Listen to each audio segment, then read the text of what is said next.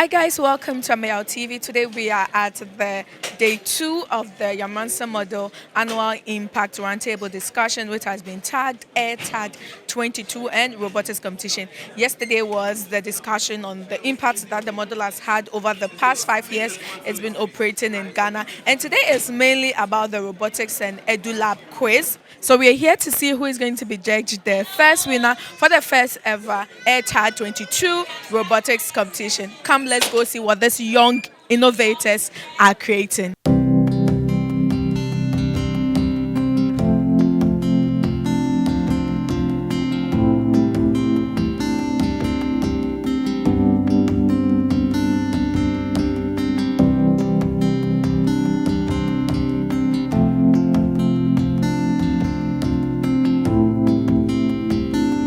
So guys, we are at day 2 of the Yamoransa model AIRTAD 2022, and today was the EduLab and robotics competition.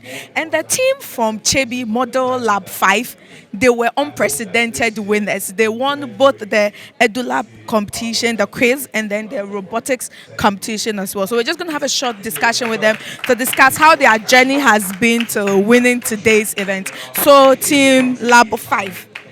Tell us about your equipment and why you think it made you win today's competition. Okay, this afternoon I'm very excited because I didn't expect this, and we started training. It seems January, and we've been working always. About 2 weeks ago, we weren't able to go to school every day. Sometimes we leave school around 10 a.m. and then we come to the lab and then we do studies till around 5. Then we go home. So when coming here, we were really prepared. People were so amazing. They were teasing and they were shouting. They were winning. But because we know what we can do, we kept quiet and then we wait for the day. And today too was the day that the Lord has made for us. So tell us in particular, what does this piece, that's what your robot, what does it do? Okay, by the way, this is a hand sanitizer dispenser. Okay. And now in this COVID season, we need sanitizer a lot, and it's part of our system now. Right. And everything you touch, after touching that, you must sanitize your hand. True. And I and my team, we made this sanitizer to help us in our lab because always students have been coming to our lab and then they need sanitizer to sanitize their hand. So this thing will be in front of the door so that before you enter, you sanitize your hand. And this sanitizer is made that you won't touch it. Okay. When you put your hands under it, it will dispense it like the way we have some automatic sanitizers at our churches. So it uses sensors? Yes, please. And this is the ultrasonic sensor. Right. And the ultrasonic sensor is to sense your hand and then dispense the sanitizer. Okay, so let me try it. Oh, guys, it works perfectly. So I'll shortly speak to the girl team who participated in the EduLab quiz. How was it preparing for this competition? Really, I was really prepared, but I was also very sure that I'll get the position like this. And when we started, maybe we used to sleep at 9, 11. We started studying at 9 to 12 in the world. Wow. Yes. Are you excited about learning about science and all this robotic stuff? Oh, yes. I'm really excited. And I have to say is to praise the Lord that He gave us this precious position. Thank you. Thank you. So congratulations again to Lab 5 who won unprecedentedly from Chebi. And the exciting thing was this lab was proposed by the President, His Excellency Nana Addo Dankwa Akufo-Addo. So congratulations to Team Chebi. Hi guys, we are still at day 2 of the Yamoransa model AIRTAD'22 and robotics competition. I'm joined by a man, you know he's my favorite man because you've seen him with me for some time now. We've traveled across some regions in Ghana, and today we are back in the capital city, my region, which is exciting. And So it's mine, that's my region. yes, Ayuku and Ode, we are from the Ghana region.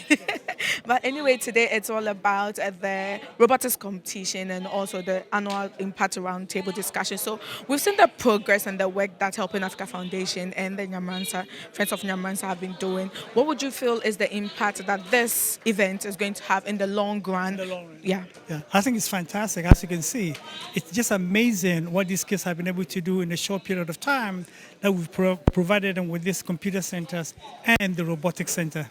It's just amazing. I mean, children are very, very creative. So when you give them the opportunity, they can come up with wonderful things, and then they can carry on into the future. The American Deputy American Ambassador was here yesterday. You heard her speech, and she said it would be a game changer if Ghanaian someday we can have Ghanaian engineers that can come up with on the sea submersibles that can go under the sea to check our oil rigs and things like that. So I think we're on our way there with what we're trying to do. Now, it's only the beginning. We've only built 11 of these centers. We're going to build another 6 or so to cover all of Ghana's regions. But I think it's important that the government embrace what we are trying to do so they can put a little bit of money into the budget that we can also build more of these things in all of the centers around the country. So that's what I hope is. But I think we're doing very, very well. Yeah. I mean, with the progress that these kids are making, what would you say is the future when it comes to STEM education in the next 5 years? Yeah, I can. They're calling it STEAM education. STEAM, STEAM education in the next. I think again these labs will definitely push that the day for reckoning of Ghanaian engineers and scientists to push it forward.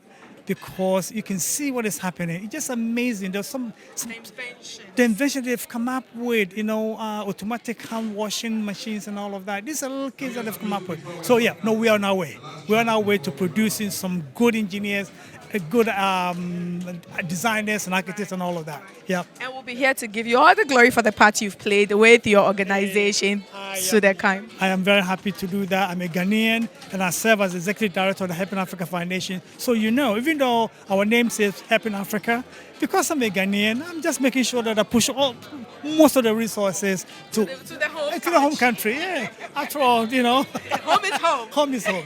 Yeah. And we're always proud for you. Thank you very much. Thank you so much. Thank you. By the way, just to make sure, we have built one center in Gambia. You saw the Gambia delegation.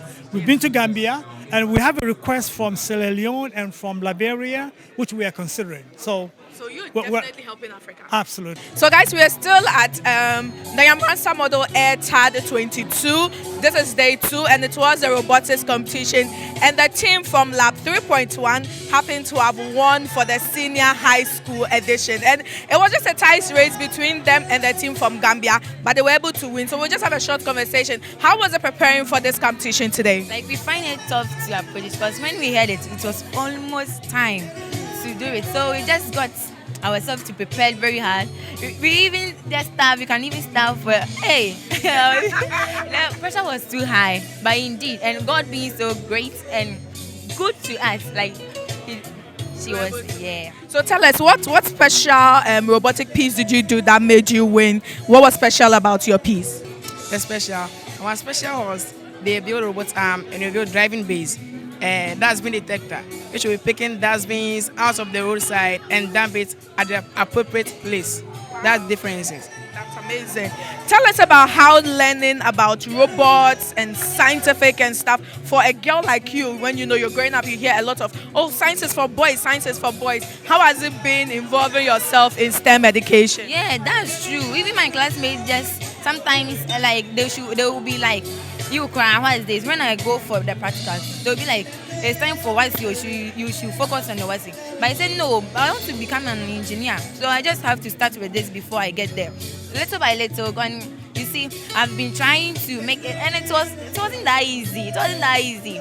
We find it difficult in times. Even friends who were supposed to support us and give them, they are the ones who are just discouraging us right now. So it's by the help of some teachers who were also encouraging us to participate. Most of my friends are just they are removing themselves from it. So they have found some Form 1s, those who just came with us in the Form 2. So they are the ones who are just into it. But most of the seniors, they just find it as a work. So they don't involve themselves in it. So I just thank God for all this. Like if not by him, I shouldn't have been. Yes. Anyway, congratulations, guys. You did well.